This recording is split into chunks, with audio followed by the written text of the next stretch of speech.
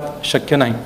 महाराजांनी मला जे जे काम करायला सांगितले ते प्रजेकरता मी सगळं केलं आहे. आणि असं वाटतं की महाराजांना आता आनंद झाला असेल. महाराज कुठे गेलेत काय माहीत. महाराज गेलेत का? डॉक्टर साहेब काय झालं काय झालं? आपल्या प्रजेचं महाराज लई चिंतातूर आहे. कामाला ते गेले का? असं डिप्रेशन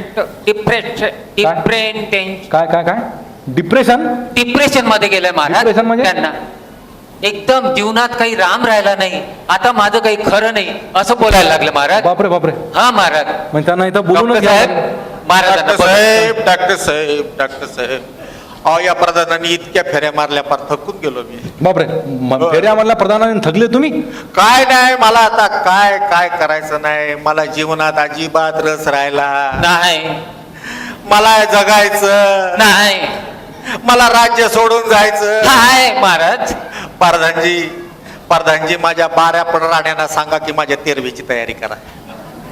12 राण्यांनंतर 13वी राणी महाराज? 13 राणी नाही घालू कलात.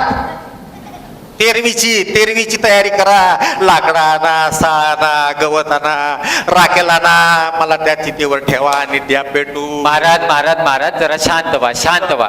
प्रधानजी महाराजांना इकडे आणा, मी त्यांना थोडं समजावून सांगतो. महाराज या इकडे. महाराज असं उदास होऊ नका. का बरं? डायबिटीज बऱ्याच लोकांना आहे, तुम्हाला एकट्यालाच नाही. डायबिटीज जो आहे तो फार थोर व्यक्तींना पण होऊन गेला आहे. लोकमान्य बाळ गंगाधर टिळक त्यांना पण डायबिटीस होता आणि त्यांनी मंडालेच्या तुरुंगात जाऊन गीता रहस्य नावाचा ग्रंथ लिहिला. आणि त्यावेळेस अशा प्रकारची सुविधा पण नव्हती मधुमेह उपचारांची. तर कसं खचून जाऊ नका. तुम्हाला माहित आहे का पाकिस्तानचा वेगवान गोलंदाज कोण आहे? आसिम वक्रम. अहो पुन्हा घोळ गेला. वसीम अक्रम. वसीम अक्रम. तो काय करतो? वेगात गोलंदाजी टाकतो आणि समोरचे फलंदाज पटापट आउट होतात. इतका वेगवान गोलंदाज तो पण दिवसाला 3दा इन्सुलिन घेतो आणि आपलं आयुष्य मस्तपणे जगतो. तुम्हाला काहीच काळजी करायचं काम नाही. इतके उपचार उपलब्ध आहेत. आणि जे तुम्हाला डिप्रेशन आलंय त्याचा मी काही तज्ज्ञ माणूस नाही. मग कोण आहे तज्ञ? त्याचे तज्ज्ञ आहेत डॉक्टर नंदकुमार मुलमुले. नंदकुमार मुलमुले? हो, ते प्रसिद्ध मानसोपचार तज्ज्ञ आहेत आणि ते समुपदेशक पण आहेत. ते तुम्हाला ऍडवाइस पण चांगला करू शकतात. हा मग आपण त्यांना बोलू. कोण आहे इकडे? आपण इकडे तिघेच आहोत महाराज. आपणच असतो नेहमी इकडे. तिकडे कोण आहे? तिकडे आपणच आहोत महाराज. तिकडे पण कोण नाही. प्रधानजी ते डॉक्टर मुलमुलेला घेऊन या. या डॉक्टरला वाटला बघ. तुम्ही जा बाजूला. आम्ही जातो त्यांना पण. घेऊन या. आणि माझं काम संपलं की मला फेकून द्यायला का महाराज? आता आम्हाला मुलमुल्यांना ऐकायचंय. आमचं लय डोकं सरकलेलं आहे. हो, डॉक्टर मुलमुले कुठे आहेत? डॉक्टर मुलमुले साहेब. हो, ते महाराज नाराज झाले. लवकर या डॉक्टर साहेब. हे बघा कसे छाने डॉक्टर आहेत. आणि हे बघा त्यांनी आल्या मुजरा केला मला. हो महाराज. पर प्रधानजी या ना यांचे केस सांभाळताना आले ते माझी केस काय हँडल करणार? हा? हे लय मोठे डॉक्टर आहेत महाराज. साहेब काहीतरी नीट सांगा. हा मला आता येड लागायची पाळी आली आहे. येड्यांचे डॉक्टर नाहीत महाराज. ते येड्यांचे डॉक्टर नाहीत. भाड्याचे आहेत का? मग भाड्याचे पण नाहीत. त्यांना विशेष निमंत्रित केलेलं आहे. अच्छा म्हणजे त्यांना इशिश बोलायला इकडे. इशिश नाही महाराज, विशेष. इशिश विशेष इशिश विशेष. इथं महाराज कोण आहे? तुम्ही महाराज. मग इशिश. इशिश तर इशिश. हा हे विशेष. विशेष आमंत्रित आहेत आजचे ते. डॉक्टर साहेब मी तुम्हाला नीट सांगतो. मग चांगलं करा नाहीतर तुमचं सर कालाप करून काय करायचं डोक्यात त्यांचं काही कामाचं नाही महाराज. तुम्ही मला नीट सांभाळा. हा कारण कोण सांभाळतं? आई सांभाळते. तुम्हाला आई आहे का नाही माहित नाही. माझी आई मला ते लाल मालात म्हणजे एसटीचा रंग लाल असतो. एसटी मध्ये काकड्या विकत येतात. काकड्यावर मीठ टाकतात. मिठामध्ये गांधीजींनी मिठाचा दांडी सत्याग्रह केला होता. महाराज मी प्रधान आहे महाराज. अरे महाराज आपण तुम्ही मिशी पडली. हा तुमची इतका शुगर येडा झालो इतकी मी. वाढली महाराज की तुमच्या कातडीवरचं तर केसाचं प्रत्येक केस गायब होणार महाराज. मिशी सुद्धा गळून पडली तुमची. डॉक्टर माझी मिशी परत आली पाहिजे. हा महाराज, महाराज आहेत ते, या प्रजेचं कसं होणार? तुम्ही आमच्या प्रजेला सांगा, तोपर्यंत आम्ही जरा आराम करतो. मित्र, डॉक्टर नंदकुमार मुर्मुलेंचा वेगळा परिचय द्यायची गरज नाही. डॉक्टर नंदकुमार मुर्मुले हे प्रसिद्ध मानसोपचार तज्ज्ञ आहेत आणि आता मी तुम्हाला बरंचसं बोर केलं आहे.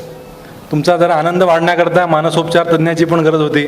त्याकरता म्हणून मी त्यांना विनंती केली. माझ्या विनंतीला मान देऊन, मधुमेह सेवा संघाच्या विनंतीला मान देऊन ते ह्या ठिकाणी उपलब्ध झालेत. त्याबद्दल मी त्यांचा आभार व्यक्त करतो आणि त्यांना विनंती करतो की त्यांनी आपल्या बॅटिंगला सुरुवात करावी.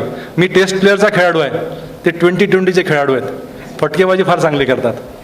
धन्यवाद सर. या. मधुमेह सेवा संघाचा हा जो आगळावेगळा आणि निरंतर चालणारा, दरवर्षी ज्याची वाट सर्व लोक पाहतात, असा हा उपक्रम राबवल्याबद्दल, आयोजित केल्याबद्दल आणि इतक्या यशस्वीपणे तो घडवून आणल्याबद्दल मी डॉक्टर संतोष मालपाणी आणि त्यांचे सगळे सहकारी यांचं सर्वप्रथम अभिनंदन करतो. 1:30 वाजत आलेला आहे. डायबेटिक लोकांची शुगर जी आहे ती कमी जास्त होत चालली असेल, तेव्हा अधिक त्यांच्या प्रकृतीला ताण न देता माझ्या सुखाचा शोध या प्रेझेंटेशनला मी सुरुवात करतो. 30 वर्षापूर्वी मी नांदेडमध्ये मानसरोग तज्ज्ञ या नात्यानं माझा व्यवसाय सुरू केला.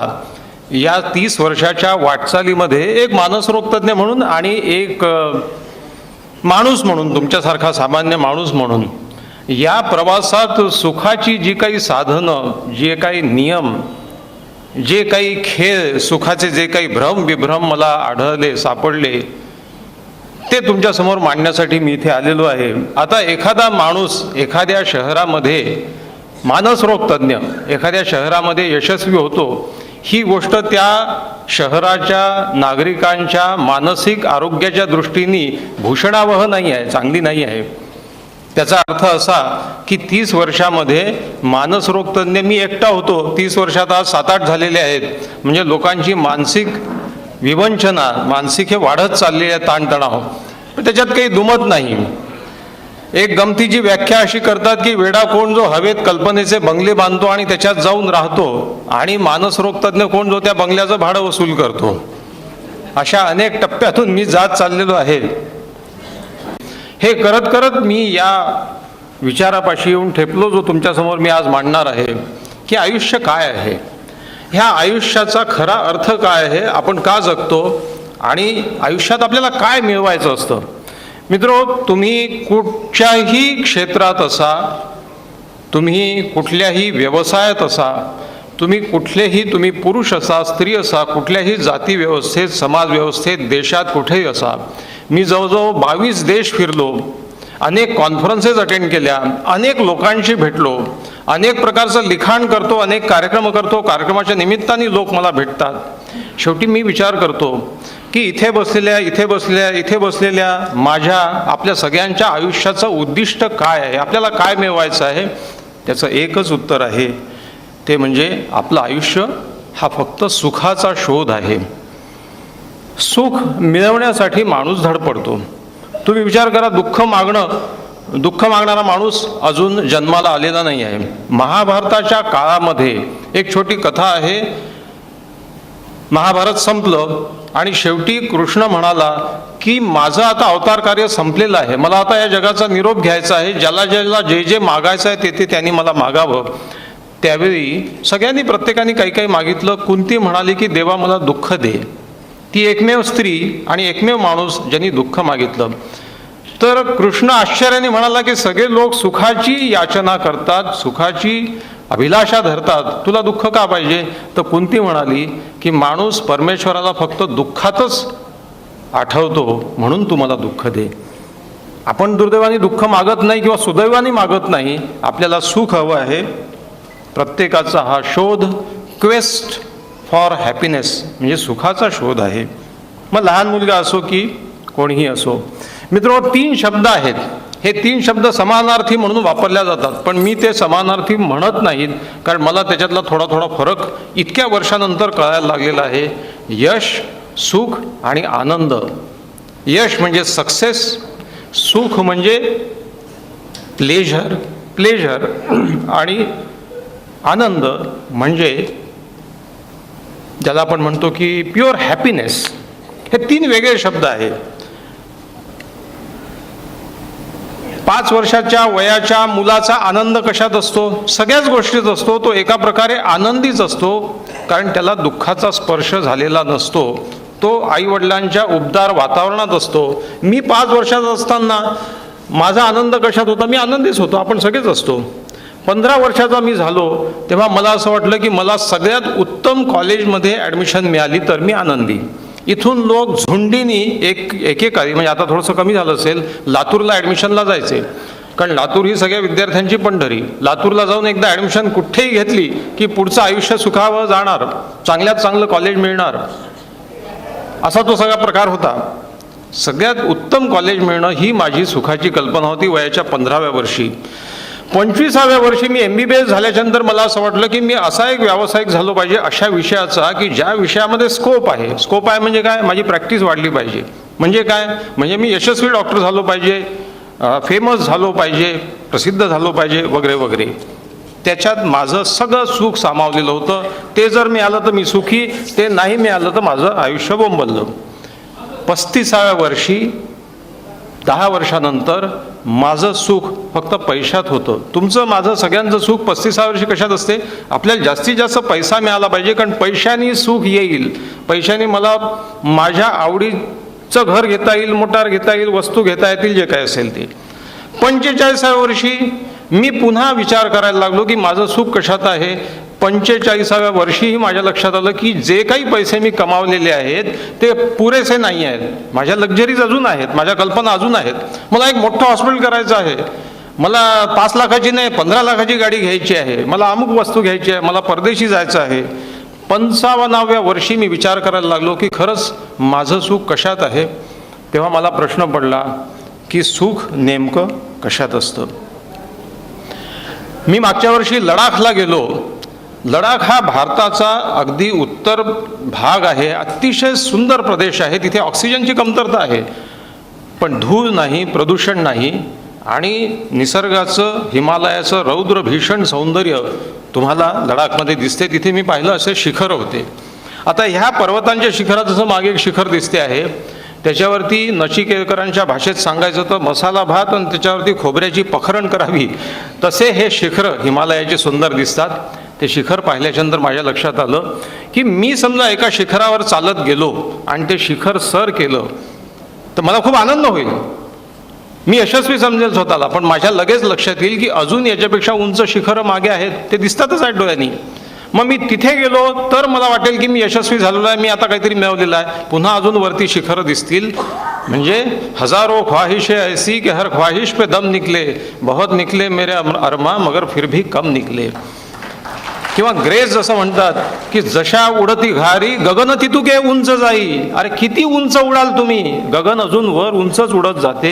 एका शिखरावरती यशाच्या येऊन पोहोचला माणूस की पहिले म्हणजे त्या शिखरावर थांबण्याची धडपड सुरू होते, कारण बाकीचे पाय ओढायला तयार असतात.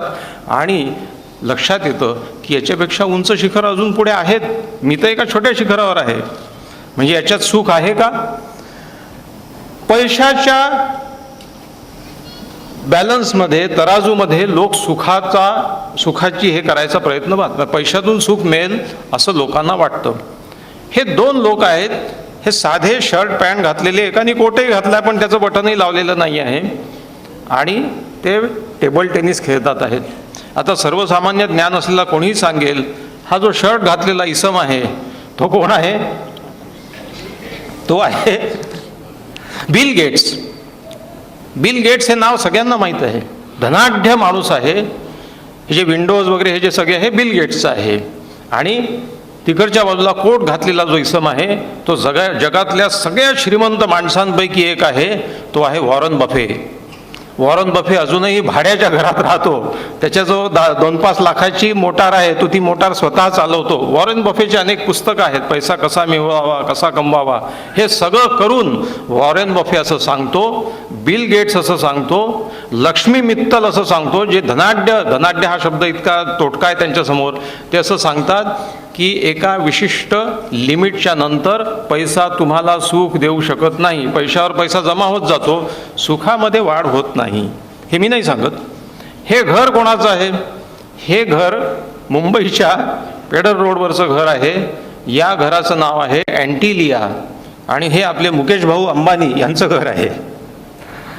मुकेश भाऊ अंबानी हे भारतातले असे धनाढ्य गृहस्थ आहेत की ज्यांची जगातल्या टॉप 10 श्रीमंत लोकांमध्ये गणना होते. मित्रो, हे घर 17 मजली आहे, पण याचा प्रत्येक मजला आपल्या घराच्या 3 मजल्या इतका एक मजला आहे. म्हणजे हे घर 51 मजल्याचं घर आहे. त्याच्यामध्ये कोण राहते? त्याच्यामध्ये 3 माणसं राहतात. मुकेश भाऊ, नीता वहिनी आणि कोकिलाबेन. त्याच्यामध्ये एक मजल्यावर मुकेश अंबानी राहतात, दुसऱ्या मजल्यावर नीता वहिनी राहतात, तिसऱ्या मजल्यावर कोकिलाबेन राहतात, चौथ्या मजल्यावरती नुसता डायनिंग टेबल आहे, 5व्या मजल्यावरती या दोघांचे नुसते खेटर ठेवलेले आहेत, 6व्या मजल्यावरती यांचे नोकर चोकर राहतात, 7व्या मजल्यावरती एक स्विमिंग पूलच आहे, 8व्या मजल्यावर नुसती एक कॉन्फरन्स हॉल आहे, 9व्या मजल्यावर एक छोटंसं गार्डनच आहे. याच्या वरती जे टॉप आहे त्याच्यावरती एकावेळी 3 हेलिकॉप्टर उतरू शकतील असे लँडिंग्स तयार केलेले आहे. हा धनाढ्य इसम या प्रचंड पैशामुळे आनंदी आहे का? कोणी म्हणेल की कोल्ह्याला द्राक्ष आंबट. हा आनंदीच आहे, मुकेश अंबानी आनंदी आहे. परंतु या सुखाची कल्पना, याला हेडॉनिक हॅपीनेस म्हणतात. हेडॉनिक म्हणजे वस्तू जमवून जो काही आनंद होतो त्यातून निर्माण झालेला आनंद मुकेश अंबानीला आहे, असणार, सगळ्या धनाढ्य लोकांना असणार. याचा अर्थ असा की त्या वस्तूंची उपयुक्तता आणि त्याचं अप्रूप ओसरलं की आनंद संपला. हॅपीनेस म्हणजे प्लेजर. प्लेजर म्हणजे सुखाची अभिलाषा, सुखोपभोगाची अभिलाषा. लक्झरीतून म्हणजे प्लेजरमधनं म्हणजे उपभोगातून आनंद मिळेल का? या प्रश्नाचं उत्तर याच्यामध्ये आहे. फेम म्हणजे प्रसिद्धी ही इनसटायबल आहे, म्हणजे त्याची तृप्ती होऊ शकत नाही. असे लोक आहेत की रोज सकाळी वर्तमानपत्र उघडतात आणि माझं नाव आज छापून आलं की नाही पहिले पाहतात. एखाद्या माणसाची अंत्ययात्रा असेल तर तो मुर्दा गेला कोणीकडे, परंतु अंत्ययात्रेत हे लोक सामील होते, त्याच्यात माझं नाव टाकलं की नाही हे आधी पाहतात. कोण मेला, जाऊ द्या, मेला, खतम झालं. प्रसिद्धीला अंत नाही. मी नांदेडमध्ये प्रसिद्ध आहे, बाहेर मला कोणीच ओळखत नाही. मी महाराष्ट्रात प्रसिद्ध आहे, महाराष्ट्राच्या बाहेर कोणीच नाही ओळखत मला. आपले हिरो लोक, विशेष करून दक्षिणेतले लोक जर अमेरिकेत, युरोपमध्ये फिरायला गेले तर या काळखुंद्र्यांना कोण ओळखते? कोणीच ओळखत नाही. आपण जिकडे त्यांना उदो करत त्यांच्या मागे हिंडतो. पैसा इनसटायबल, पैशाची तृप्ती कधीच होत नाही.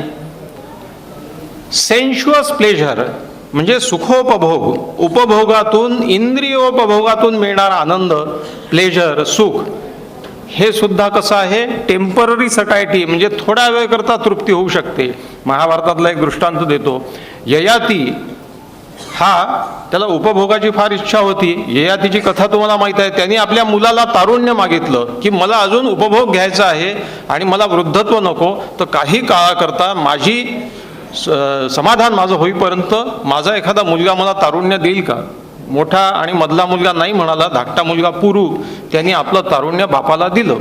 दिल्याच्या नंतर ययाती 40 वर्ष अनेक अप्सरांना उपभोगत पूर्ण तिन्ही लोकात फिरला आणि त्याच्यानंतर महाभारतामध्ये ययातीच्या तोंडी हा श्लोक आहे, तो परत आला आणि त्याने आपलं पुन्हा तारुण्य मुलाला देऊन टाकलं आणि त्याचा राज्याभिषेक केला, त्याला सम्राट बनवलं. ययाती असं म्हणतो की इंद्रियोपभोगातून, उपभोगातून, त्या उपभोग करून त्याची अभिलाषा संपवणं, त्याचं समाधान करणं हे कसं आहे? यज्ञ किंवा अग्नी हा तुपाची धार टाकून विझवण्यासारखा आहे. अग्नी तुपाच्या धारेने विझणार तर नाहीच नाही, अजून प्रज्वलित होईल. तेव्हा हे व्यर्थ आहे, याला अंत नाही, असं ययाती म्हणतो. आनंद कुठे आहे? सुख कशात आहे? आपल्याला आनंद कसा मिळेल? मित्रो, एक गोष्ट सांगतो तुम्हाला. यश म्हणजे सक्सेस मधनं आनंद मिळत नाही. सक्सेस मिळवला पाहिजे आयुष्यात, पण त्याच्यातून आनंद मिळेल याची अपेक्षा करू नका. माझी भाची MD पास झाली, MD मेडिसिन. मी अभिनंदन करायला घरी गेलो तर ती दुर्मुखलेलं तोंड घेऊन बाजूला बसली होती. म्हणलं, तू MD परीक्षा पहिल्या अटेम्प्टमध्ये चांगल्या मार्कांनी पास झाली आणि तुझं थोबाड उतरलेलं आहे, काय भानगड काय आहे? तर तिची आई मला बाजूला घेऊन गेली आणि ती म्हणाली की हिच्या वर्गामध्ये जो हिचा रायव्हल होता, हिच्यासोबत काम करणारा सहकारी होता, हा हिच्यात वितुष्ट होतो. त्याला सरांनी इंटरनल मार्क्स जे दिले ते हिच्यापेक्षा 11 मार्क जास्त दिले. त्याच्यामुळे पास दोघंच जण झाले, पण त्याला 11 मार्क जास्त पडल्यामुळे हिला दुःख झालेलं आहे. म्हणजे त्या MD पास झाल्याचा आनंद नाही, काही नाही. पास झाल्याच्या दिवशीच तोंड उतरवून बसलेले, चेहऱ्यावरती 12 वाजलेले. का बरं? कारण यश हे अतिशय तात्पुरती असतं. पास झाल्याचा आनंद झाल्या कसल्या तरी गोष्टीचं दुःख झालं की मला ते शिखर मिळायला पाहिजे होतं, हे नाही, याच्या वरचं पाहिजे होतं अजून. तिथे गेलं की पुन्हा दुसऱ्याची. म्हणजे यशात आनंद नाही. सुख हा शब्द आनंदासाठी लोक गल्लत करतात. यश आणि सुख म्हणजे आनंद नाही. आनंद हा आत्मिक असतो. आनंद काहीतरी चांगलं काम करून मिळतो. आनंद पैशाने मिळत नाही. कोणी पैसे देऊन कोणी आनंद विकत घेऊ शकत नाही या जगामध्ये. सुख मिळेल. बिल्डर लोक आपल्या फ्लॅटची जाहिरात करतात की सर्व सुखसोयींनी युक्त असा फ्लॅट अमक्या ठिकाणी अमक्या मजल्यावर काय जे असेल ते. सुखसोयी हा शब्द आहे, आनंद सोयी शब्द नाही आहे, यशसोयी शब्द नाही आहे. आनंद सोयी असा शब्द नाही आहे, कारण आनंद कुठल्या सोयींनी मिळत नाही, सुख सोयींनी मिळते. फ्रीज आहे, AC आहे, मोटार आहे, वेल फर्निश्ड आहे, काय म्हणतात स्टेट ऑफ द आर्ट आहे, अमुक ढमुक आहे. म्हणून आपण एखाद्या माणसाला म्हणतो हा सुखवस्तू माणूस आहे. सुखवस्तू म्हणजे याच्याजवळ सुख मिळवण्यापुरती वस्तू आहेत. आनंद वस्तू माणूस नाही म्हणत आपण. हा आनंद वस्तू माणूस असं म्हणतो का? कारण वस्तूतून आनंद मिळत नाही. आनंद हा आत्मिक असतो. आनंद हा मांडण्यावर असतो. जे तुम्ही निस्वार्थी वृत्तीने कराल त्याला आनंद म्हणतात. मग तुम्ही एखाद्या गरीब माणसाला मदत कराल, अनेक गोष्टी असतात त्याच्यामध्ये. म्हणून ही गोष्ट महत्त्वाची आहे की आनंदाचं असं ठिकाण नाही आहे. आनंदाकडे प्रवास करणं हाच आनंदाचा ठेवा आहे. सगळ्यात सुखाचा, सगळे इथे जाणकार जमलेले आहेत, सगळ्यात सुखाचा काळ कुठला असतो? मी हे सांगतो आहे की तो प्रवासच आनंद असतो. ठिकाण पोहोचलं की गेलं. लग्न ठरल्यापासून होण्यापर्यंतचा काळच आनंदाचा असतो. हे सगळे जाणकार सांगतील. त्यांचे चेहरे सांगतात आहेत, थोडेसे दिसत नाही मला अंतरामध्ये. तुम्ही विचार करा, बायकांनो, माणसांनो, सगळे विचार करा की लग्न झाल्यापासून ठरल्यापर्यंतचा खरा आनंदाचा काळ. आपल्याकडे प्रेमविवाह शब्द वापरतात. परस्पर विरोधी शब्द आहे हा. प्रेम विवाह झालं की संपते, म्हणून प्रेम विवाह नावाचा प्रकार नसतो. आता लहानपणी एक पुस्तक मिळायचे ते राजा राणीचे, जादूची अंगठी, जादूची गुहा, असं काहीतरी. आणि त्याच्यामुळे शेवटी राजा राणी यांचे काय राजपुत्र राजकन्यांचे मिलन झाले, त्यांचे लग्न झाले व ते सुखाने नांदू लागले. हा अत्यंत धादांत खोटंसं वाक्य त्याच्यात राहायचं.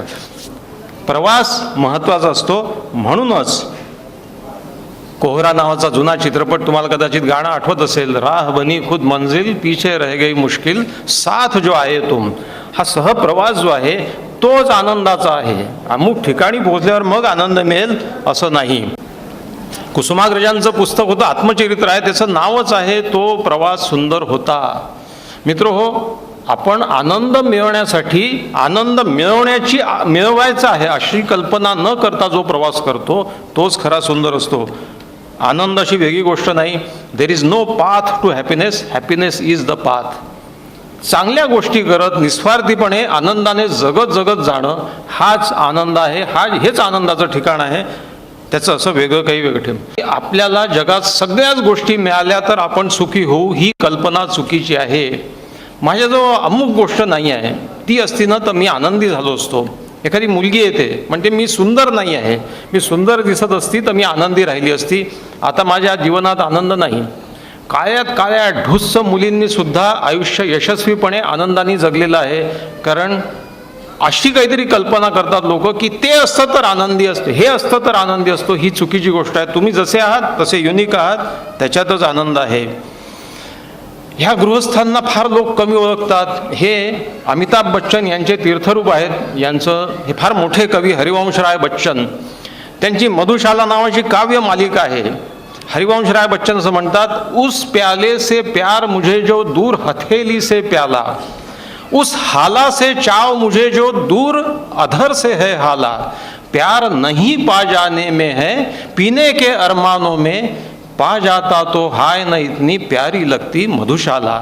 जर मला ती मिळाली असती तर कदाचित एवढी चांगली वाटली नसती. ती मिळवण्याचा जो काही माझा धडपड आहे, माझा प्रवास आहे, हाच खरा आनंदाचा प्रवास आहे. मला लहानपणची गोष्ट आठवते. मला रविशंकरची सतार फार आवडायची. रविशंकर सतार वाजवतात, काय सुंदर वाजवतात वगैरे वगैरे. आणि आमच्या घरी तो छोटासा रेकॉर्ड प्लेअर होता. जुन्या काळची गोष्ट आहे. ते त्याला पिन टाकायचे, ते गोल फिरवायचे. तर मी भावाच्या मागे लागलो की मला ती रेकॉर्ड मी दुकानात पाहिलेली आणि ती रविशंकरची सतारची रेकॉर्ड मला घरी आणायची आहे, म्हणजे मी ती भरपूर ऐकू शकेन. तर माझा भाऊ म्हणाला, हे बा तुला रविशंकर आवडतात, तुला तो राग मारवा, राग पहाडी, ती धून फार आवडते ना, अधूनमधून रेडिओवर लागते ती. म्हटलं हो, मला फार आवडते आणि ती मला रेकॉर्ड कशी करून घ्यायची आहे. तर तो म्हणाला, तुला ही जर खूप आवडत असेल धून आणि अधूनमधून रेडिओवर लागते, मग ती कान देऊन आपण ऐकतो, तुला जर ही खरोखरच आवडत असेल, चुकूनही रेकॉर्ड विकत घेऊन घरी आणू नको. का? कारण एकदा ती घरी आणली आणि आता आपण ती केव्हाही ऐकू शकतो, ही भावना निर्माण झाली की मग तू त्याच्याकडे ढुंकून पाहणार नाहीस. जे न मिळे त्यासाठी जगणे, नाद मधुर कटू मज जडला. जे मिळत नाही ना, ते मिळवण्याची धडपड, याच्यातच आनंद सामावलेला आहे, असं हे फार मोठे मोठे लोक सांगतात.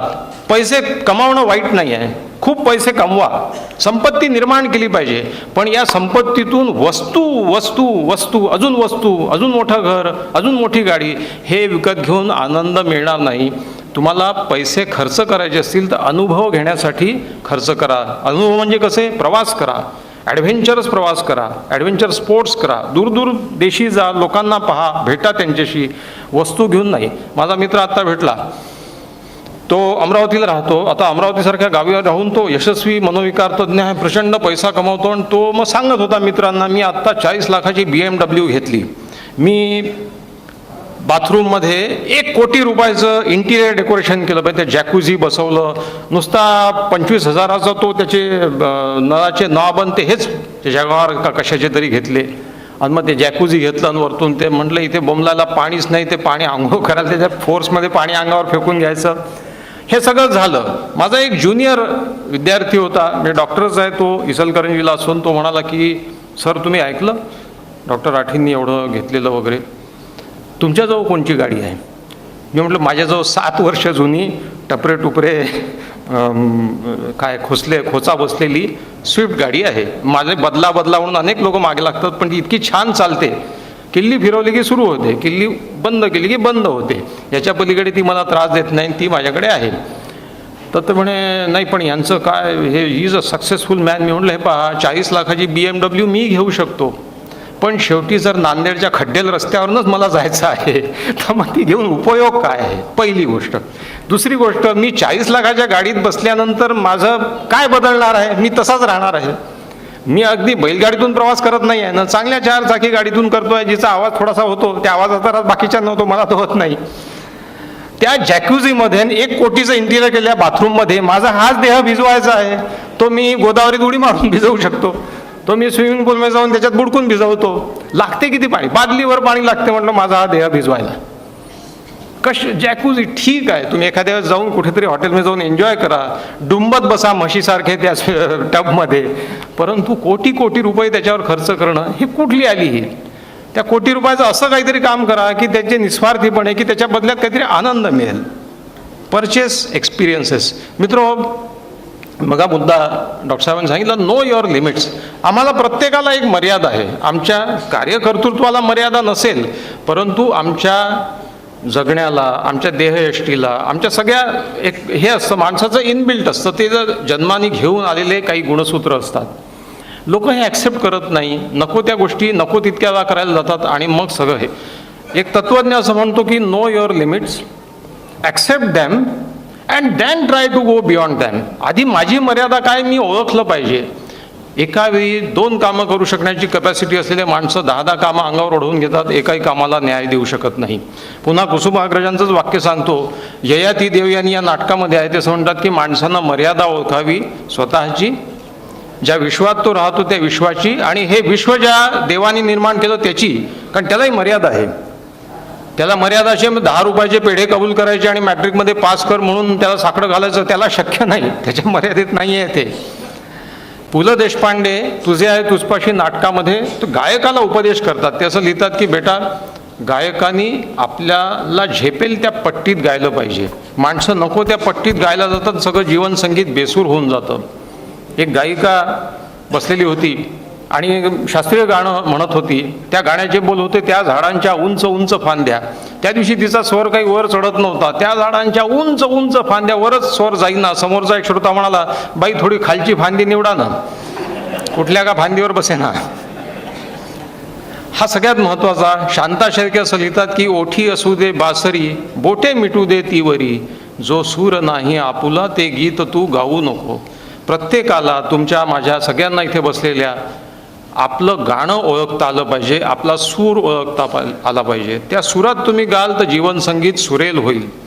उगाच आपण कोणाची नक्कल करू शकत नाही. परमेश्वरानं, विष्णूनं जेव्हा पृथ्वीवरती मानवी रूपात अवतार घेतला तेव्हा त्याला सगळ्या त्या भावभावनातून, सुखातून, दुःखातून जावं लागलं. म्हणून रामाला मर्यादा पुरुषोत्तम म्हणतात, कारण मानवी मर्यादेमध्ये राहून त्यांनी उत्तम कार्य केलं. मित्र, सुख म्हणजे नेमकं काय असतं? तुम्ही सुखी व्हाल की नाही याची 50% बेगमी तुमची गुणसूत्र करतात. काही जण जन्मालाच येतात ते फुटबॉलमधली हवा गेल्यासारखे चेहरा घेऊन. काही जण आनंदी, तुम्ही लहान लहान मुलं, त्यांच्यावर कुठले संस्कार झालेले नसतात, त्यांचं व्यक्तित्व निर्माण झालेलं नसतं. पण काही मुलं एकदम हसतमुख असतात, काही मुलं अबोल शांत असतात, ज्याचा स्वभाव आहे. 50% सुख तुम्हाला मिळेल की नाही, तुम्ही सुखी असाल की नाही, आनंदी असाल की नाही, ही तुमची गुणसूत्र ठरवतात. मी विचार केला की झालं, मग आपल्या हातात काय राहिलं? तर हा ग्राफ असं सांगतो की 10% भोवतालच्या वातावरण आणि 40% तुम्ही स्वतः तुमच्या ॲक्शननी, विचारांनी, तुमच्या यांनी ठरवू शकता. तेव्हा 40% सुख मिळेल की नाही हे तुमच्या हातात आहे. कसं मिळवायचं ते? अपयश सहजतेने घ्या, कारण जीवनाच्या वाटचालीवरनं यश आणि अपयशाचा ऊन सावलीचा खेळ सतत चालत असतो. या जगात सर्व काळी प्रत्येक वेळी कोणीही यशस्वी झालेला नाही. जे लोक आज यशस्वी दिसतात ते अनेक अपयशातूनच मार्ग त्यांनी त्याच्यासाठी काढलेला आहे.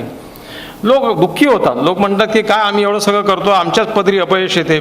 माझ्याकडे पेशंट आला, म्हणाला काय डॉक्टर साहेब हे बिमारी मागे लागली, 3 वर्ष झाले तुम्ही गोळ्या देतात. म्हणलं गोळ्यानी तुम्हाला बरं वाटते ना? बरं वाटते म्हणे, पण भणभणी मागे लागली म्हणे. दरवी जा, त्या गोळ्या घ्या, खात बसा. आमच्या हातून नेहमीच चुका होतात. अमुक प्लॉट घेतला, तो वांद्यातला निघाला, अमुक ठिकाणी पैसे गेले. नेहमी मीच गाढवपणा करतो. मी म्हटलं असं आहे, गाढवपणा करणं याच्यात काहीही कमतरता समजू नये. गाढवाचा अंश गाढव हा परमेश्वराचा सगळ्यात आवडता प्राणी, त्याच्यामुळे त्याचा अंश देवाने प्रत्येकामध्ये देऊन ठेवलेला आहे. कसं ते पुढच्या टप्प्यावरती सांगतो.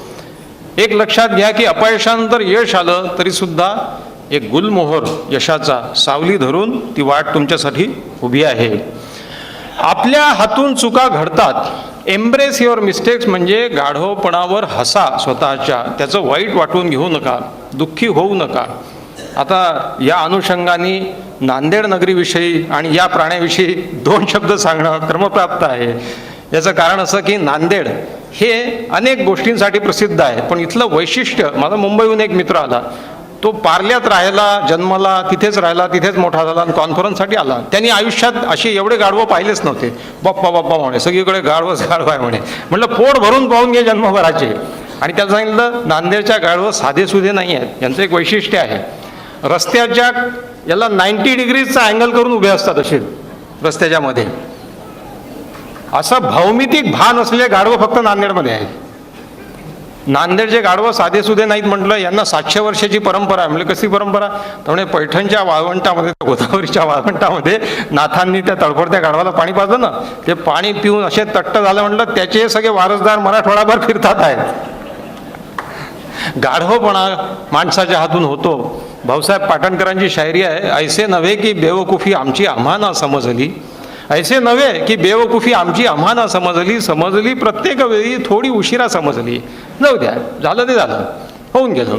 Embrace your mistakes. झाल्यानं चुका सोडून द्या. चुकांनी स्वतः खंत करून घेऊ नका. गाढवांचीच गोष्ट निघाली म्हणून एक छोटासा किस्सा सांगतो. एका धोब्याच्या पदरी 2 गाढवं रावत होते. त्यांच्या हातून चुका झाल्या की धोबी दरवी त्यांना मारायचा. एक गाढवं दावं तोडून पळालं आणि मस्त इकडे ते जाऊन चरत राहिलं, धष्टपुष्ट झालं. त्याला एकदम मित्राची आठवण आली. आपला मित्र आहे का तिथे पाहूया. पुन्हा गावी आला, पाहतो तो मित्र तिथेच राबतोय. तो मित्राला म्हणाला, काय मूर्खासारखा इथेच बसला म्हणे, ते दोरी तोड म्हणे, तूही चल माझ्याबरोबर. तर तो मित्र जो राबत होता धोब्याच्या पदरी, तो म्हणाला, तुझ्याबरोबर आलो असतो रे, पण माझा जीव मालकाच्या मुलीमध्ये अडकलेला आहे. तर मग मालकाच्या मुलीचा काय संबंध, तू गाढवती मुलगी. असं आहे म्हणे, आपला मालक किती हलकट आहे तुला माहिती आहे. दरवेळी चुका झाल्या की आपल्याला जसा मारतो, तसाच मुलीच्या हातून चूक झाली की दरवेळी तिच्या अंगावर धावून जातो आणि दरवेळी एक वाक्य उच्चारतो की कार्टे, पुन्हा अशीच चूक करत राहशील तर बाहेर बांधलेल्या गाढवावर तुझं लग्न लावून टाकेन. त्या दिवसाची मी वाट पाहतोय.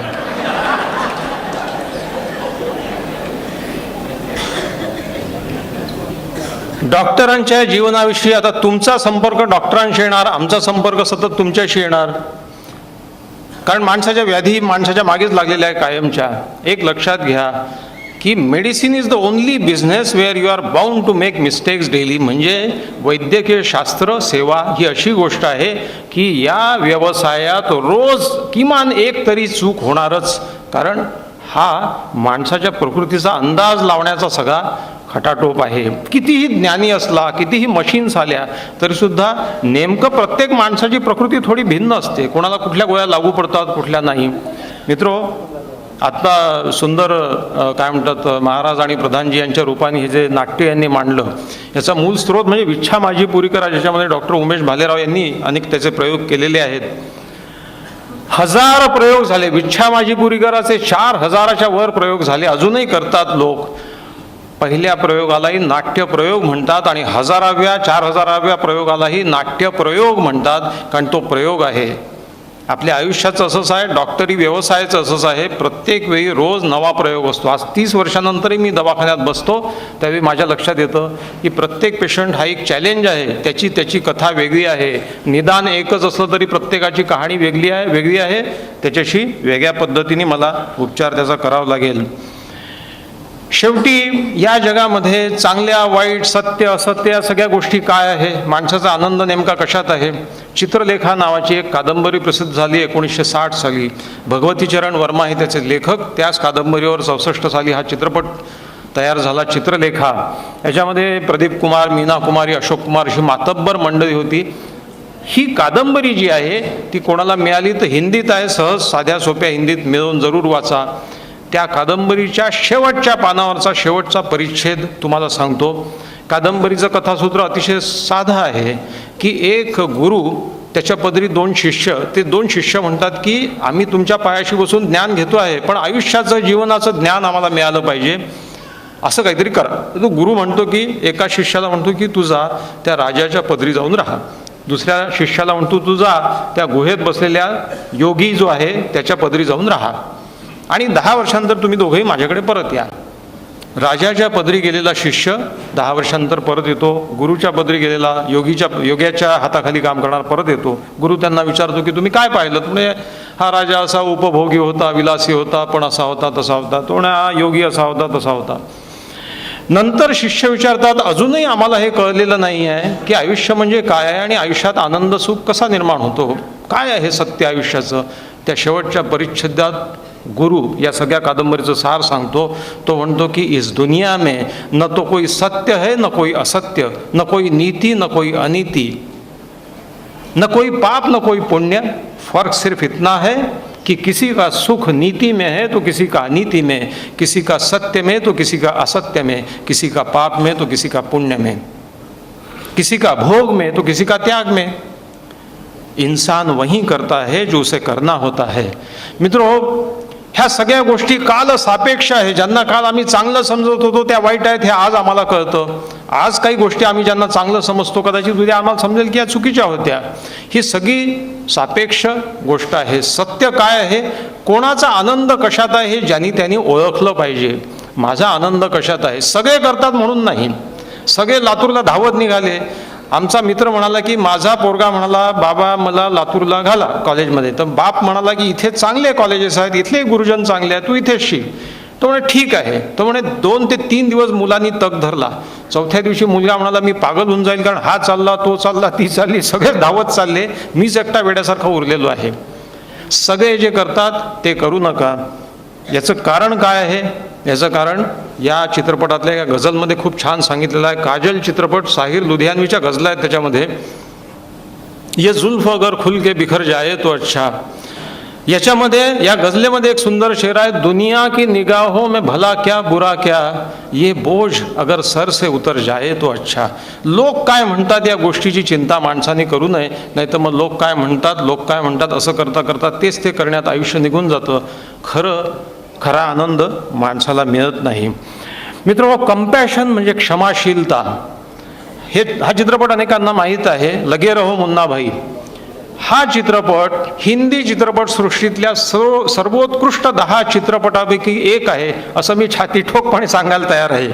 तो याच्यासाठी की राजकुमार हिराणी यांनी अफलातून प्रयोग केलेला आहे. गांधीजींचं तत्वज्ञान एका गोंडाच्या तोंडी आणून बसवलेलं आहे आणि ही दरी इतकी छान सांधलेली आहे. त्याच्यामध्ये तो मित्राचा अपमान करतो, काहीतरी मित्र दुखावलेला आहे, तो सर्किट नावाचा मित्र, आणि तो मुन्नाभाईला बापूजी सांगतात की उसके माफी मांगो. तर तो घाबरतो. तेव्हा बापू त्याला सांगतात, मुन्ना, किसी का दिल दुखाना आसान है, किसी को चाटा मारना आसान है, माफी मांगने के लिए बहुत हिम्मत लगती है. आणि ते त्यावेळी आपल्याला जाणवतं. मित्र, आयुष्य जसं जसं पुढं जातं तसं 58व्या वर्षी मी एक गोष्ट उमगलेलो आहे, समजलेलो आहे, ती अशी की क्षमा मागा, क्षमा करा. क्षमा मागायलाही हिम्मत लागते, क्षमा करायलाही हिम्मत लागते. माणसं आयुष्य घालवून टाकतात पूर्ण, मी क्षमा करणार नाही. तुम्ही एखाद्या विषयीची द्वेष भावना आपल्या मनात ठेवली तर ती भावना तुमच्या मेंदूला जाळेल. त्या समोरच्याचं काय व्हायचं ते होऊ दे. तुम्ही एखाद्या माणसाला क्षमा करून टाकली, असा विचार करू नका की त्यांनी केलं ते बरोबर आहे असं समजतील लोक. नाही, असं समजा की तुमच्या क्षमा करण्याने त्यांनी केलं ते बरोबर आहे असं होत नाही. त्याचा अर्थ असा एवढाच धरा की तुम्हाला कोणाचा द्वेष बाळगून आपला मेंदू खराब करायचा नाही आहे. तेव्हा कंपॅशन किंवा क्षमाशीलता ही आयुष्यातली सुख देणारी, आनंद देणारी, रिलॅक्स करणारी सगळ्यात मोठी गोष्ट आहे. People in general would rather die than forgive, it's that hard. लोक मरून जातात पण द्वेष सोडत नाही असा इतिहासच सांगतो. आजही लोक सांगतात. ही अतिशय वाईट गोष्ट आहे. विपरीत परिस्थितीतही आनंदात राहा. तुमच्या भोवतालची परिस्थिती चांगली नसेल कदाचित, पण कुढत राहू नका. तिच्याबद्दल टीकात्मक वापरून म्हणजे हे होऊ नका. काय म्हणतात त्याला आपण, सतत लोक. मी माझ्या एका मित्राकडे गेलो, छोट्या गावामध्ये, खेड्यामध्ये मेडिकल ऑफिसर होता. खूप आनंद झाला त्याला, जुना शाळकरी मित्र. मोटरसायकलवर बसलो त्याच्या, तो म्हणाला दवाखान्यात जाऊ, तिथे आपण थोड्या वेळ मी ओपीडी पाहतो, नंतर आपण जेवायला जाऊ. हा मित्र पहिलेपासून त्याचा स्वभाव थोडासा रागीट होता, मला माहीत होतं, आणि अतिशय चांगला स्वभावाने. मी बसलो मोटरसायकलवर, रस्त्याने येणाऱ्या प्रत्येक अडथळ्याला तो शिव्या देत होता. कुठे आता खेड्यातला रस्ता, नांदेडचीच ट्रॅफिक तुम्ही पाहता, गावातली कसली. म्हशी, गाई, कुत्रे, माणसं फिरतात आहेत बगीचात फिरल्यासारखी, पोरं सोडून दिलेल्या रस्त्यामध्ये. हा प्रत्येकावर चिडत चाललेला होता. मी त्याला म्हणलं, रोज तू घरापासून दवाखान्यापर्यंत हा रस्ता काढतो, असाच जर तू रोज हा रस्ता पार करत असशील चिडत तर ह्यांचं तर काही होणार नाही. ह्या म्हशी तिथेच बसून राहतील, हे माणसं तसेच फिरतील, तुझा ब्लड प्रेशर वाढेल, तुला पेप्टिक अल्सर होईल, तुला डायबिटीस होईल, तुला हे होईल. मग म्हणे, करू काय, हे सहन होत नाही मला. म्हटलं, ही ट्रॅफिक बदलवण्याची तुझ्यात हिंमत आहे का, किंवा तुला फुरसत आहे का? नाही, मला मी काय करणार. मग जातो आहे त्या परिस्थितीशी जुळवून घे. म्हशीच्या मागून, गाढवाच्या पुढून, मुलाच्या मधून रस्ता काढ, डोक्यावर टप्पल मार, गंमत कर. इथे तर मी काही लोकांना पाहिलं आहे, रस्त्यात गाई आहे ना, एका माणसाने काच खाली केली, त्या गाईची शेपूट धरून डोळ्याला लावली. म्हटलं, हे बरोबर आहे. म्हटलं, हे काय? तर म्हणे, हे मोबाईल देवळं आहे म्हणे, म्युन्सिपाल्टीने सोडलेले. देवळात जायची गरजच नाही, रस्त्यातच गाई ठेवलेल्या आहेत. ही खास सोय आहे नांदेडची. आयुष्यात जुळवून घ्या या गोष्टींशी.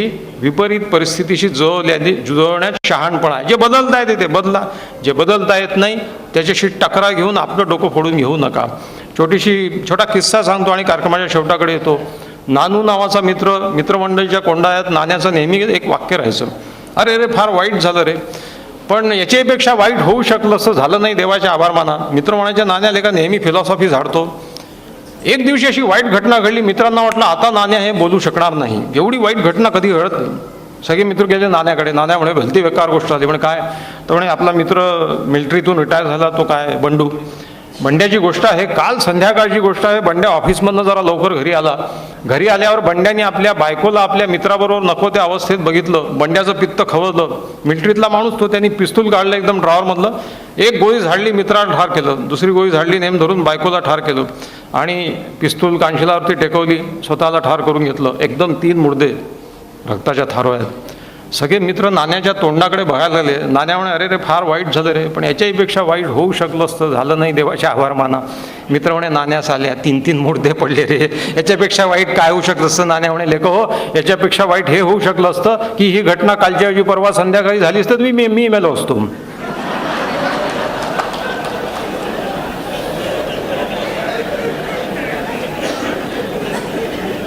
आहे त्या परिस्थितीशी जुळवून घ्या. सगळ्यात महत्त्वाचा भाग असा आहे मित्र हो, की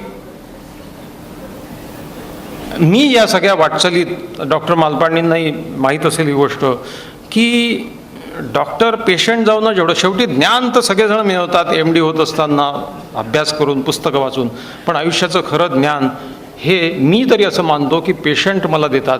कारण मी दिलेल्या गोळ्या ते खातात, त्या पचवतात, त्यातल्या काही जणांना काय काय कमी जास्त होते ते येऊन सांगतात. तेव्हा मला कळतं की ही गोळी या माणसावर कसं काम करते, ही गोळी खरोखर याला उपयुक्त होते की नाही. म्हणून मी या 30 वर्षाच्या वाटचालीत माझ्याजवळ असंख्य किस्से आहेत. मी ते मागे एका कॉन्फरन्समध्ये मी हा किस्सा सांगितला. फार्माची मंडळी, जी औषधी निर्माण करणारी, प्रोडक्शन करणारी मंडळी आहे, त्यांना मुद्दाम मी सांगतो की तुम्ही येऊन बसा, ऐका माझं लेक्चर या किस्स्यापुरता, की पेशंट मध्यवर्ती ठेवून तुम्ही सगळं करा. डॉक्टरने आपले दवाखाने असे बांधावे की पेशंटला उपयुक्त होतील. औषधी मंडळींनी असे पॅकिंग, असे औषधं, अशा गोळ्या, असे रंग केले पाहिजेत. माझ्याकडे मनोरुग्ण येतात, मनोरुग्णापैकी 50% मनोरुग्ण हे औषधं घ्यायला नकार देतात. मी 30 वर्षापासून ओरडतो आहे, अरे असे औषधं निर्माण करा जे गोड असतील, जे विरघळतील पाण्यात, ज्यांना देता येतील. एवढी ठोकर गोळी ती माझ्यासारख्याला खायला ठोकून नरड्यात जात नाही, ती तुम्ही मनोरुग्णांना खायला लावता दिवसातून 3दा. कसा खाणार तो? आणि तो 1-2 दिवस नाही, 5-5 वर्ष, काय जोक आहे का? म्हणून मी त्यांना सांगितलं, हा किस्सा ऐका की पेशंट कसे मला शिकवतात. एक कंपनी आहे, त्या कंपनीने प्रोटीन पावडर आणलं. त्या प्रोटीन पावडर आहे, त्याचं पॅकिंग जे होतं ते टीनमध्ये होतं, छान असा डब्बा टिनाचा, आणि त्याचं उघडायचं आणि त्याच्यामध्ये प्रोटीन पावडर. आता म्हणे, डॉक्टर साहेब तुमच्याकडे पेशंट येतात ते सगळे असे, आपला हा प्रधान जे होता ना, तसे मरतुकडे जे काही असतील ते, त्यांना ही पावडर खाऊ घाला, तब्येत चांगली होईल. पेशंटही मागतात काहीतरी जरा ताकद येईल असं द्या. मग ठीक आहे, ते देत गेलो मी. एक माणूस म्हातारीला घेऊन यायचा. म्हातारी म्हणे, ते भुकटी लई बेस्ट आणून भुकटीच द्या म्हणे. येता जाता तो ती प्रोटीन पावडर घेऊन जायचा. मी लिहायचो, घेऊन गेला. त्याच्यानंतर काय झालं की त्या ट्रान्सपोर्टेशनमध्ये डब्बे पोचा पडायचा, त्यांना फुटायचे. म्हणून त्या कंपनीने काय केलं, तेच औषध तेवढंच 200 ग्राम जे काय असेल ते पॅकेजमध्ये आणलं, म्हणजे कार्डबोर्ड पॅकेजमध्ये, कागदी. मग तो डब्बा यायला लागला. मी त्याला लिहून द्यायला लागलो. तो परत आला म्हणे, नाही हे नाही म्हणे, तेच द्या म्हणे. अबे म्हणलं, औषध तेच आहे, क्वांटिटी तितकीच आहे, काम तेच करते, हे घेऊन नाही म्हणे, तेच चांगलं होतं म्हणे. म्हातारी तर भुकटी खाते म्हणे, पण ते काय मजा नाही म्हणे त्याच्यात. म्हणलं का बरं? नाही म्हणे, ते जो टीन होता ना, तो म्हातारीने भुकटी खाल्ल्याच्या नंतर टमरेलाच्या कामात यायचा म्हणे. असं काहीच काम नाही म्हणे.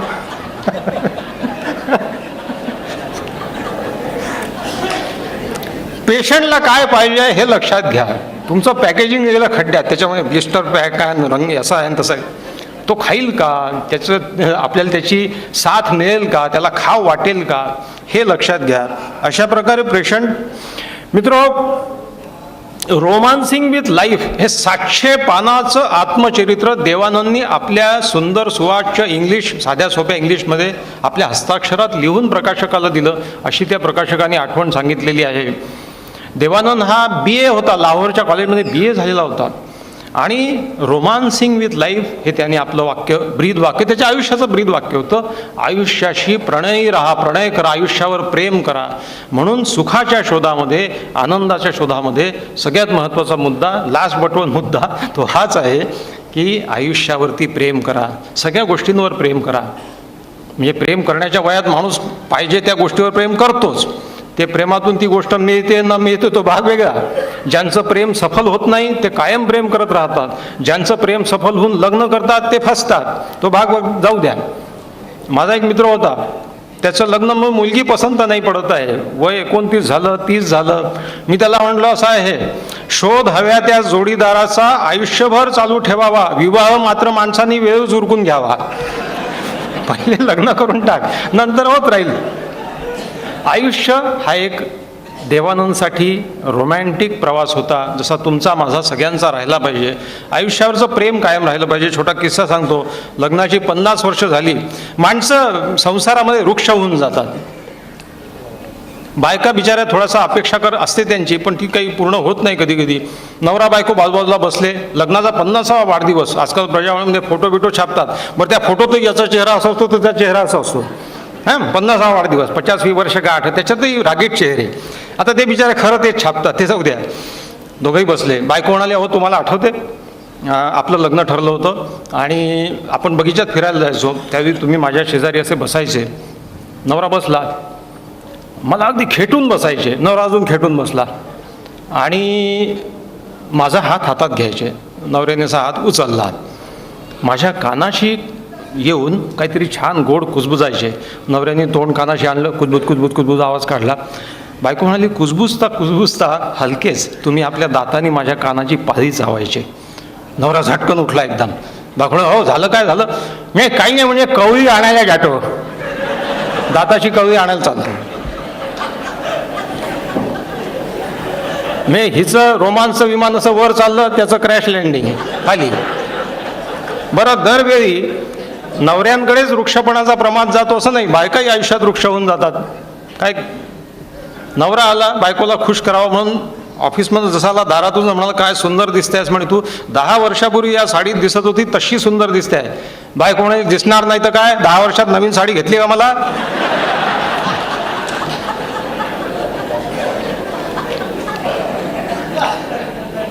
दोघंही DDLJ पाहायला गेले. 20 वर्ष DDLJ चालला, दिलवाले दुल्हनिया ले जाएंगे. सिनेमात जाऊन बसले. बायको नवऱ्याला ढोसकलं, म्हणे, बघा बघा तो शाहरुख खान कसा त्या काळ्या ढुस्स काजोलच्या मागे गाणं म्हणत हिंडतोय, नाही तर तुम्ही. नवरा म्हणाला, त्याला त्याचे पैसे मिळतात हिंडण्याचे मागे मागे, फुकट नाही हिंडत तो. आयुष्यात प्रेम कायम राहिलं पाहिजे, तर आयुष्य आनंद होईल आणि सुखाचा शोध पूर्ण होईल. शोध पूर्ण कधीच होत नसतो, पण सुखाचा प्रवास सुखावह आणि आनंदी होईल. Come to terms with life. आयुष्य जसं आहे तसं स्वीकारा. आयुष्याबद्दल कुढत राहू नका. चांगलं होण्याचा प्रयत्न करा, यशस्वी होण्याचा प्रयत्न करा, पैसे मिळवण्याचा प्रयत्न करा, सुख मिळवण्याचा निरंतर प्रयत्न करा, धडपडत राहा. पण सध्या ज्या स्थितीत आहात त्या स्थितीत आनंदही मांडण्याची कला तुम्हाला आली पाहिजे. नाही तर मग कुढतच बसाल, कारण पुढे पुढे ते जातच राहतं. मित्र, आयुष्य जसं आहे तसं स्वीकारा. आता इथे मध्ये मध्ये, आता हे मशीन आहे, मध्ये मध्ये ती स्लाईड बदलत चालली होती. शेवटी मशीनच बेभरोशाची असते असं नाही आहे, माणसंही बेभरोशाची होऊन जातात. ह्या जीवनाचा काही भरोसा नाही आहे. तरी या जीवनाच्या चांगुलपणावर विश्वास ठेवला पाहिजे. पण आयुष्य कसं बेभरोशाचं होत चाललेलं आहे. भरोसा हा असा वैदर्भीय शब्द आहे, म्हणून एक वैदर्भीय कविता मला आठवते. त्याचं आयुष्याच्या बेभरोशाचं गमक तुमच्यासमोर मांडतो आणि डॉक्टर मालपाणी यांच्या परवानगीनं थांबतो इथे. की एकदा एका जोडप्याचं कडाक्याचं भांडण झालं, एक पोरगं असून काम फारकतीवर आलं. वऱ्हाडी कविता ऐकवली पाहिजे. आता सध्या सत्ता केंद्र नागपूरला आहे, वऱ्हाडात आहे, आणि मी मूळचा नागपूरचाच आहे. एकदा एका जोडप्याचं कडाक्याचं भांडण झालं, एक पोरगं असून काम फारकतीवर आलं. खटला गेला कोर्टात फारकतीसाठी, दोघांनी अर्ज केला पोरगा भेटासाठी.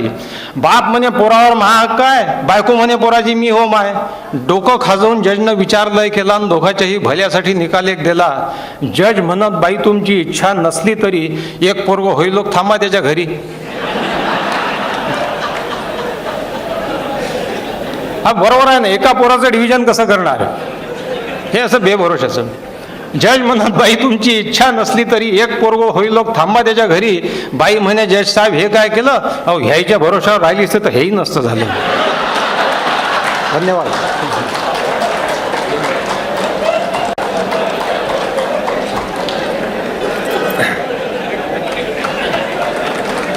जोरात टाळ्या पाहिजेत.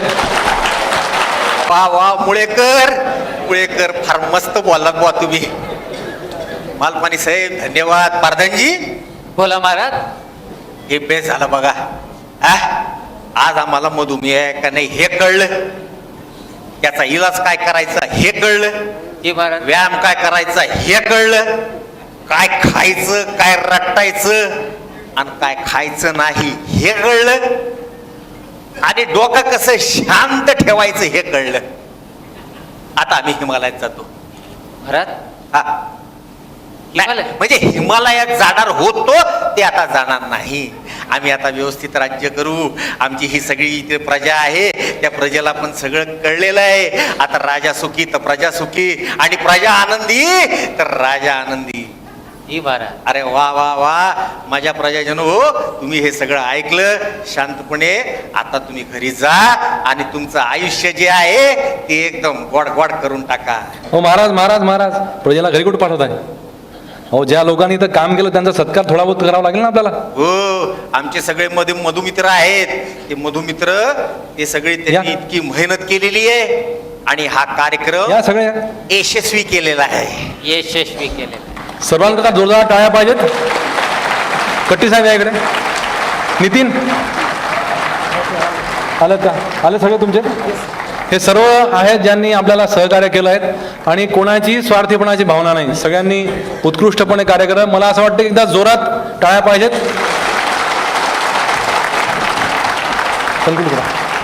महाराज महाराज इकडे इकडे महाराज टोपी काढा तुमची. आता आम्ही आदेश करतो, महाराज टोपी काढा, प्रधानजी टोपी काढा. हे डॉक्टर उमेश भालेराव, प्रसिद्ध मूत्ररोग तज्ञ. डॉक्टर राजेंद्र पाटील, प्रसिद्ध फिजिओथेरपिस्ट, ज्यांनी या दोन भूमिका या ठिकाणी वठवल्या आणि आपला जरा ताण जो होता ज्ञानाचा तो हलका केला. मी तुम्हा सर्वांचा आभारी आहे. गुरुद्वाराचा विशेष करून आभारी आहे की त्यांनी आपल्याला या ठिकाणी जेवणाची सुविधा पुरवली आणि तुम्ही सर्व इतक्या वेळेपर्यंत ह्या कार्यक्रमात बसलात. याकरता तुमच्या सर्वांची नोंद गिनीज बुकमध्ये झाली पाहिजे. कारण आरोग्याचा कोणताही कार्यक्रम मी जेव्हा करतो तेव्हा इतक्या वेळेपर्यंत शांत बसणारे लोक मी आजपर्यंत बघितले नाही. आणि या सर्वांचं श्रेय मी तुमच्यासोबत दोघांना पण देईल की माझ्या बोजड माहितीच्या मध्ये येऊन त्यांनी तुमचं मनोरंजन केलं. मुलमुले सरांना पण देईल. आणि ही सर्व टीम जी आहे त्याकरता तुम्ही जोरात टाळ्या वाजवा आणि मग तुम्ही घरी जायला मोकळे. धन्यवाद धन्यवाद.